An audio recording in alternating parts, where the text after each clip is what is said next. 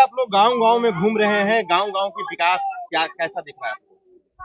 मैं इस प्रदेश की सरकार को, सुशासन बाबू को देख रहा हूं कि कितना उन्होंने सुशासन किया है।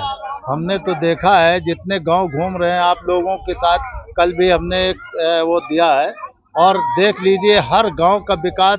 ना कहीं भी नाली नहीं, कहीं उनके लेटरिन करने की व्यवस्था नहीं है। हमारी माताएं बहनें अगर उनको कोई पेट एट खराब हो जाए दिन में तो कहीं जा ही नहीं सकती हैं। तो और पंचायत घर नहीं है जहाँ पर वो अपने गांव की समस्याओं का समाधान बैठकर कर सकें, वो भी नहीं है। कोई स्कूल नहीं है, जबकि सरकार कहती है कि अगर हमारे 400 वोटों वाला भी गांव है उसमें एक प्राथमिक विद्यालय होना चाहिए, वो भी नहीं है। लेकिन विद्यालय वो कहाँ खुलवाएंगे जब ये सरकार केंद्र की सरकार 90,000 बेसिक प्राइमरी स्कूल और कॉलेज बंद कर दिए सरकारी।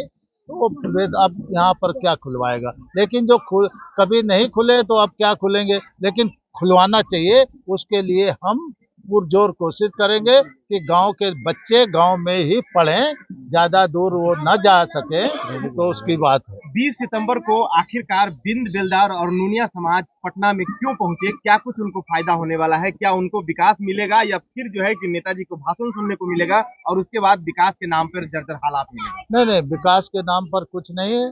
जितने जैसा विकास किया वो सबके समक्ष है। लेकिन मैं ये जरूर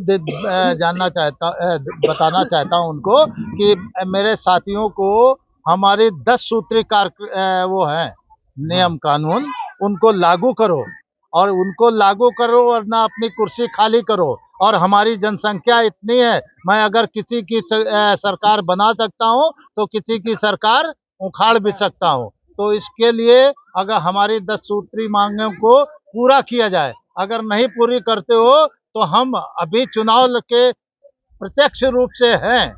हम तो अभी 243 सीटों पर लड़ाने का पूर्ण कोशिश करूंगा। लेकिन मैं चाहता हूं कि मैं इतना कोशिश ना करके, हमारे साथ और भी कई छोटे छोटे दल हैं, उन दलों के साथ मिल करके हम लोग 10, 15, 20, 50 सीटें जिनके हिस्से में आएंगी वो साथ में मिल करके और हम लड़ना चाहते हैं। अजय बिंद जी, आप लोग गांव-गांव घूम रहे हैं, आपके समाज बेलदार, बिंद बेलदार और नूनिया समाज में जो विकास है, विकास के असर क्या है? गांव जब तक ला घूमेंगे नहीं तो गांव को समस्या तो जानेंगे ही नहीं।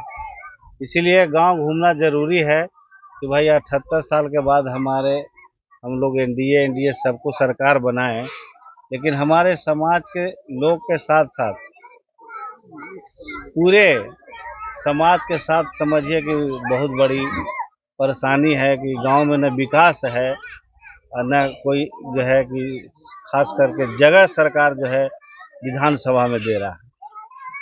ये बड़ी लड़ाई है कि विधानसभा जो चुनाव अब आ गया है तो ये सरकार को दिखाने की जरूरत है कि अब जो है बिन बेलदार लोग, ये समाज जाग चुका है, अब इसको ठगे का काम कोई नहीं कर सकता। 20 सितंबर को आप लोग रविंद्र भवन, पटना के रविंद्र भवन में बुला रहे हैं। आखिरकार बिंद बेलदार और नूनिया समाज वहां आएंगे तो क्या इन समाजों को विकास स्तर मिलेगा या फिर नेताजी को भाषण सुनने को सिर्फ मिलेगा?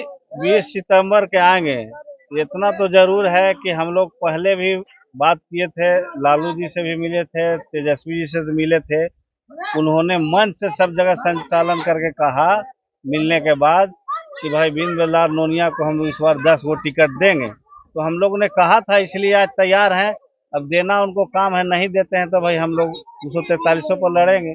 243 लड़ेंगे। इसलिए इस भाषण नहीं सुनने को मिलेगा। यहाँ समाज का एक एक चीज का जो है ना प्रवेश हम लोग गांव घूम घूम कर करेंगे, अभी भी करेंगे, चुनाव के बाद भी करेंगे।